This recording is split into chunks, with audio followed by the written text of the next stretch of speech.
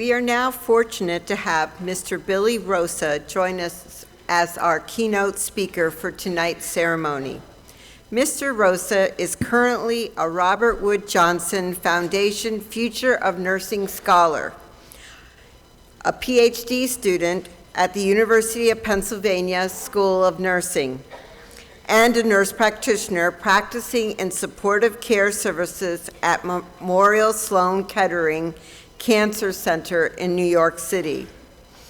Mr. Rosa received his BSN magna cum laude from NYU Rory Meyer College of Nursing in 2009 and was the valedictorian of his MS class at Hunter College in 2014. Mr. Rosa spent 1 year with the Human Resources for Health program in Rwanda in East Africa from 2015 to 2016. There he contributed to the curriculum content for the first master's prepared nursing cohort in that country. He's the editor of 3 books on leadership, global health, and caring science, and has contributed to more than 100 publications in a host of diverse forums. Mr. Rosa has been recognized with local, national, and international awards. He was named to be one of America's most amazing nurses by the Doctors Television Show and Prevention Magazine.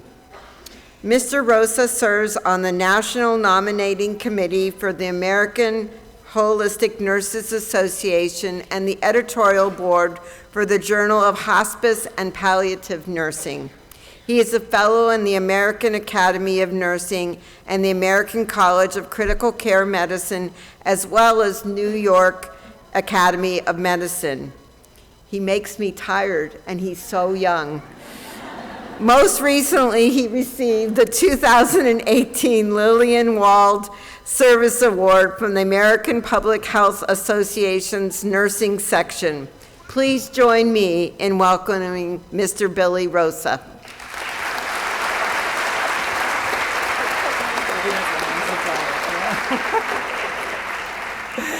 Hello and good evening. Thank you, Dr. McGrath. Thank you for having me. I just want to acknowledge Dr. Henrich, Dr. Dean Breslin, who I know is here with us in spirit tonight, Mr. John Franklin from the Nursing Advisory Council, also members of the Executive Council, faculty, students, family members, and friends. And I just want to say again, congratulations on this just incredible moment in time.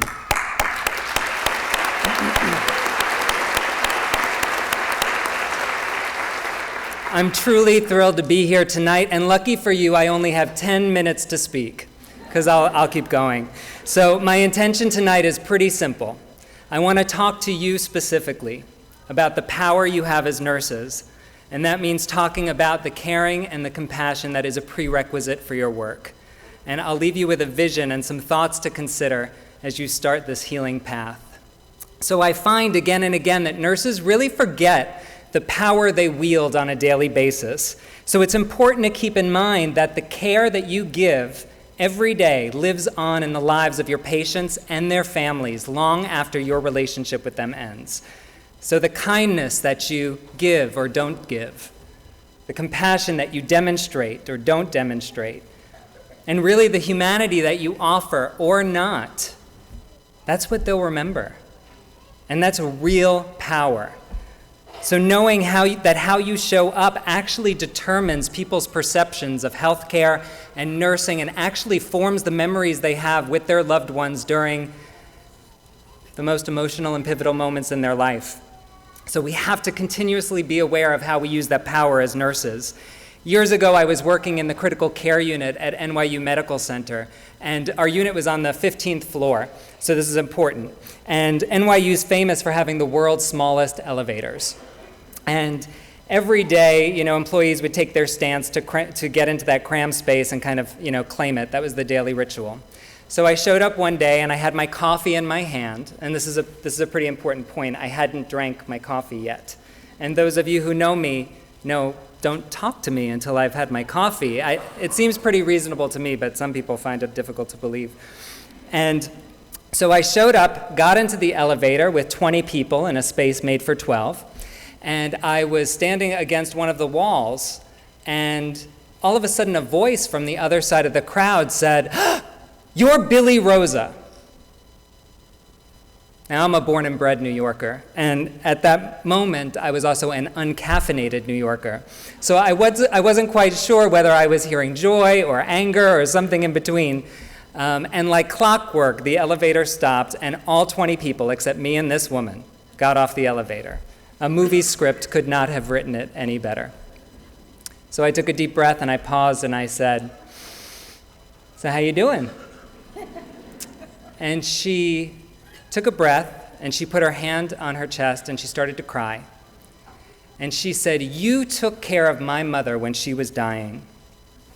And you took care of me and my sister like we were your family." And then she said, "Do you know that even to this day, whenever we speak of my mother, we speak of you?"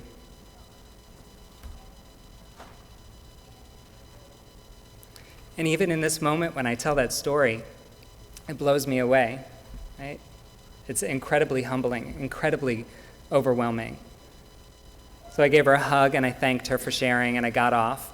And here's the kicker. I have no idea who she was, right? The face didn't look familiar. The name didn't ring a bell. But that's the work of nursing. I take care of you no matter who you are, no matter what you need.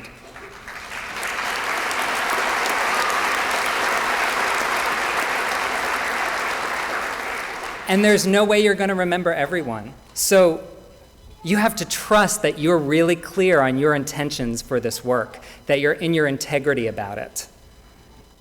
So because had I not been that nurse that she spoke of on that elevator, right, maybe she'd speak about my coldness or my lack of empathy. Maybe she'd still speak about me every time she spoke about her mother, but with some resentment or some grief. And so it's important, it's crucial that you get clear on your intentions for being a nurse, because another human's experience in this world depends on it. So beyond your intentions, we need to make sure that our actions, our everyday, moment-to-moment actions, actually align with compassion and with a caring spirit. Make no mistake about it, nursing is a science. You need to know your anatomy and physiology, you need to know your patho, you need to know your EKG interpretation. If I'm ever your patient, please be clear on your CPR. But nursing is distinctive in that it is a human science. In other words, it's both an art and a science. So I spend a lot of my professional life urging other healthcare providers to remember the importance of compassion, right? To take it seriously. I think one of the only things that is as impactful as compassionate care is the absence of compassionate care. And it only takes being a patient once to remember how important it is. So a few months ago, I came down with a case of food poisoning so severe that I swore I was dying. I needed an ambulance to come and get me from my apartment because I was shaking so violently and I was hyperventilating. I'd just gotten back from a vacation where there was a malaria prevalent in the area, so I don't know, maybe I had malaria. I'd taken care of it in the ICU before. And they rolled me into the emergency room on a stretcher. And 10 healthcare workers looked at me and looked away and kept talking about their dinner. Chinese food, pizza. All I knew is that I did not quench their appetite. And I was rolled into the waiting room in some corner, terrified that I was decompensating. I proceeded to get sick and soil myself right there in the emergency room. And all the while, people in scrubs walking by, not one person came over to express a kindness, a reassurance to say, "I see you. You're not alone. You're safe." It was one of the scariest experiences of my life. And I realized that when I was wheeled in, I was this fully seeing, thinking, feeling human being. I was somebody's husband, somebody's child. I'm someone's brother, a friend. I'm a nurse practitioner. But in that moment, when they turned away from me, when they chose to look away, I became an object, something to be dealt with, a task. Pretty dehumanizing. Don't look away. By the time they saw me hours later, my nurse Mark walked in the room with a smile and a handshake, and I knew I was going to be okay. And I needed his presence at that point a lot more than I needed his IV fluids. And I thanked him for his magnesium repletion. That was pretty important. But it was really his compassion that got me through the night and made him a silver lining in a very long and tumultuous evening. So as you embark on this career path, I want to offer some suggestions because you're taking on a lot of privilege, but you're also taking on a lot of accountability. I suggest, this is one of my greatest lessons I've learned, that you seek out opportunities that allow you to immerse in something totally new. In 2015, I had the chance to move to Rwanda in East Africa, and I lived there for 1 year as a part of a major healthcare workforce capacity building initiative. And it was that experience that radically shifted everything I know to be true about the world, right? It literally ripped off the blinders from my bedside experience, and it showed me what nurses are doing out in the world at the global level for health equity, for universal health coverage, in policy, making sure that all human beings, including the poorest and the most marginalized, have access to quality health care. You know, the World Health Organization estimates that there's about 20.7 million nurses and midwives around the world. So we are the largest cadre of healthcare providers worldwide. We make up 70% of the healthcare workforce.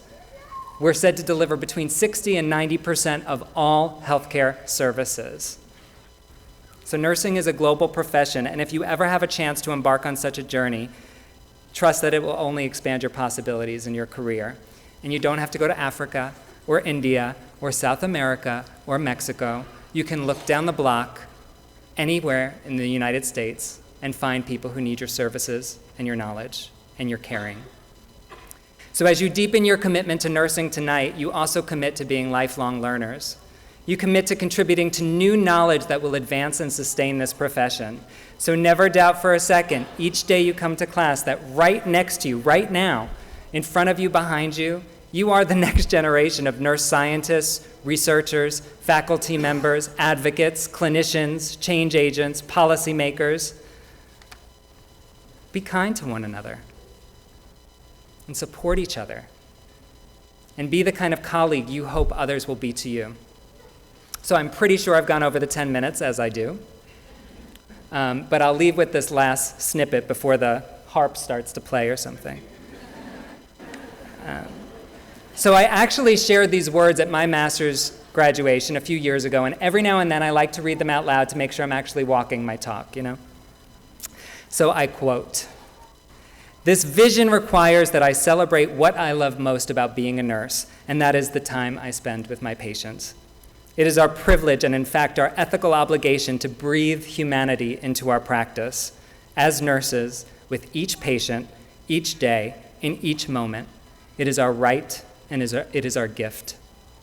Amid celebrating the possibilities present in this room today with all of you, I naturally think of my patients, some of the people in the world who are proof that I have cared. I think of Percy, a young man with Down syndrome who was in the ICU for 8 weeks. He almost died twice from a GI bleed, and a few months after his discharge, I received a text from his dad on a Friday night, and it said, "Getting ready for prom tonight, and thinking of you." I think of Deborah, who had 2 teenage sons she'd adopted from Guatemala to give them better opportunities here in America. Deborah was scared. She was dying from esophageal cancer. And I had this once-in-a-lifetime opportunity to let her be scared in my arms and to let her feel everything she felt when she wasn't trying to be brave in front of her family, and to let her feel heard before she died. I think about the very sacred human moments that no one else sees or knows about, the moments of human caring between my patients and me that I remember before I fall asleep and in my quiet time. I believe, I really do, that it is these human caring moments among the 20.7 million nurses and midwives around the world that have the power to change it. So this is my vision for nurses, for you, that you will awaken to the powerful knowing that we are in the distinct position to bring human caring to the forefront, to promote, preserve, and protect human dignity first and foremost and at all costs, to use our technologies as tools to more deeply engage our patients, to educate, lead, and guide society toward a paradigm of healing and wellness, to embody ethical values of compassion, kindness, and yes, love, and to become conscious to the humble truth that we as nurses continue to light the way because, in fact, we are the light of humanity itself. Thank you so much for allowing me to be here with you. Please enjoy your evening. Congratulations.